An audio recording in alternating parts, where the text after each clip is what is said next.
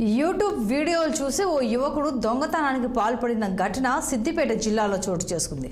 Loan యాప్ల వేధింపులు తట్టుకోలేక యూట్యూబ్ వీడియోలు చూసి ఓ మహిళ యొక్క గొలుసును యువకుడు అపహరించాడు. సీసీటీవీ ఫుటేజ్ ఆధారంగా పోలీసులు నిందితుడిని పట్టుకుని అదుపులోకి తీసుకున్నారు. అయితే నేరాన్ని అంగీకరించి తాను లోన్ యాప్ల వేధింపుల వలన దొంగతనం చేశానని వెల్లడించాడు. ఈ సందర్భంగా యువత లోన్ యాప్ల ద్వారా డబ్బులు తీసుకుని జల్సాలకు పాల్పడుతుందని సిఐ శ్రీనివాస్ పేర్కొన్నారు. వాటిని తీర్చలేక యాప్ యాజమాన్యం ఇబ్బందులకు తట్టుకోలేక యువత పెడదారిన పడుతున్నారన్నారు. ఇందులో భాగంగానే ఈ యువకుడు యాప్లో డబ్బులు తీసుకుని వాటిని చెల్లించలేక ఇలాంటి దారుణానికి పాల్పడ్డాడని సిఐ తెలిపారు.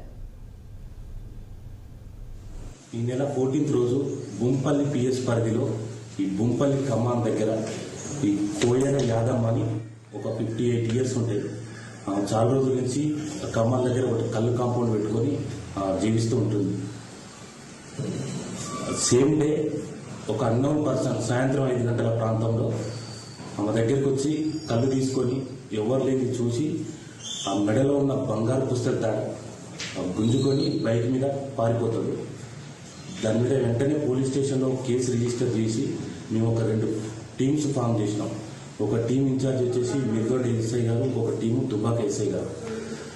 వాళ్ళు ఒక 3 days regular monitoring, CC footage ఇవన్నీ వెరిఫై చేసిన తర్వాత దాదాపు ఒక 60-70 కెమెరాలు పరిశీలించారు.